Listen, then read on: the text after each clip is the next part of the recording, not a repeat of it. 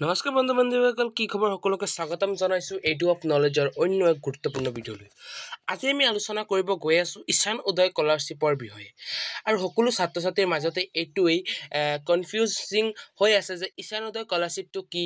ইয়াক লৈ বহুতো কুৱেশ্যন ছাত্ৰ ছাত্ৰীৰ মনত আছে আৰু এই সকলোবিলাক কুৱেশ্যনৰ সমাধান এইটো ভিডিঅ'ত মই লৈ আহিছোঁ। ব'লা ভিডিঅ'টো আৰম্ভ কৰোঁ। So আমি আজি আলোচনা কৰিব গৈ আছোঁ ঈশান উদয় স্কলাৰশ্বিপৰ importance. The Minister of HRD and University Grant Commission are aiming to support higher education in the northeastern region for students who are economically weak and can afford higher education. অৰ্থাৎ ইয়াত কি কৈছে, যিসকল ছাত্ৰ ছাত্ৰী নৰ্থ ইষ্টৰ যিসকল অৰ্থাৎ নৰ্থ ইষ্টত 7খন ৰাজ্য আছে, এই 7খন ৰাজ্যৰ যিসকল ছাত্ৰ ছাত্ৰী ইকনমিকেলি অৰ্থাৎ অৰ্থনৈতিকভাৱে পিছপৰা, যিসকলে অৰ্থনৈতিকৰ বাবে বা ইকনমিকেলি উইক হোৱাৰ বাবে তেওঁলোকে হায়াৰ এডুকেশ্যন এফৰ্ড কৰিব পাৰে, তেওঁলোক পঢ়িব পাৰে নাই, তেওঁলোকৰ বাবে এই ঈশান উদয় স্কলাৰশ্বিপটো ওলোৱা হৈছে। আমাৰ চেণ্ট্ৰেল চৰকাৰ অৰ্থাৎ ইউনিভাৰ্চিটি গ্ৰেণ্ট কমিশ্যনে ওলাইছে। চ' এইটোৰ কাৰণে যিসকল নৰ্থ ইষ্টৰ অৰ্থনৈতিকভাৱে পিছপৰা ছাত্ৰ ছাত্ৰী তেওঁলোকেই এই কি কয় ঈশান উদয় স্কলাৰশ্বিপৰ লাভ কৰিব পাৰিব, সুবিধা লাভ কৰিব পাৰিব। Ishan Uday scholarship will grant 10,000 scholarship that will be distributed to the benefiting student through direct benefit transfer DBT at the rate of 5,400 per month for general degree courses and 7,800 per month for technical and professional degree হয়। ইয়াত কি কৈছে, ঈশান Uday scholarship কি আমি গম পালোঁ, এইটো ক'ত দিয়া হয় এইটো গম পালোঁ। এতিয়া আমি জানিছোঁ ঈশান উদয় স্কলাৰশ্বিপত কিমান টকা দিয়া হয় আৰু সেইটো কি কি ডিগ্ৰী ল'লে তুমি কোনটো টকা পাবা।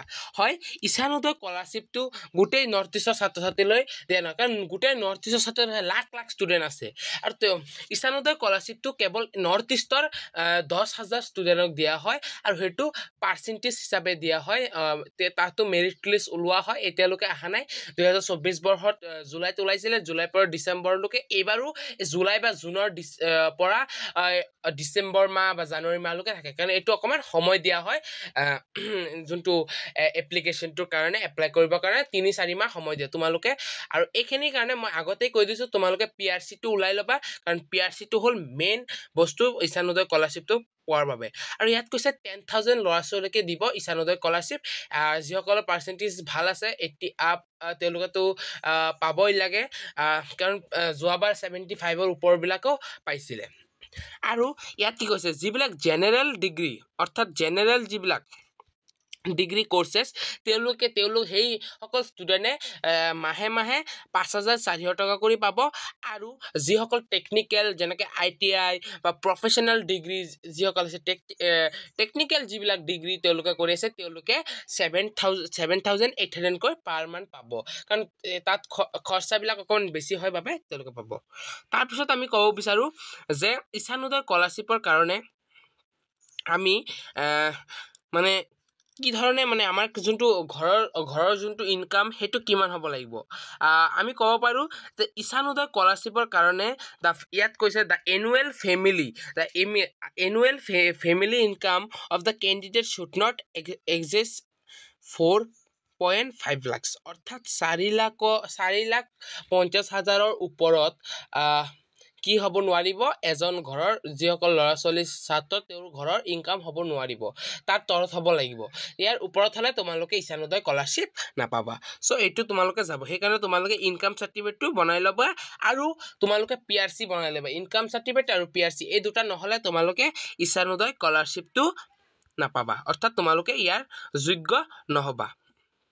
তাৰপিছত আমি ক'ব বিচাৰোঁ ঈশান উদয় স্কলাৰশ্বিপৰ কাৰণে তোমালোকে কিমান পঢ়িব লাগিব, অৰ্থাৎ কিমান তোমালোকে পঢ়া শুনা হ'ব লাগিব। অৰ্থাৎ the applicant who receive high score in their 12th grade examination will be given for consideration. অৰ্থাৎ কি কৈছে, যিসকল ল'ৰা ছোৱালী হায়াৰ ছেকেণ্ডেৰীত ভাল মাৰ্কছ বা ফলাফলৰ উত্তীৰ্ণ হৈছে তেওঁলোকেই এই স্কলাৰশ্বিপটোৰ কাৰণে এপ্লাই কৰিব পাৰিবা, তেওঁলোকে এই স্কলাৰশ্বিপ পাব।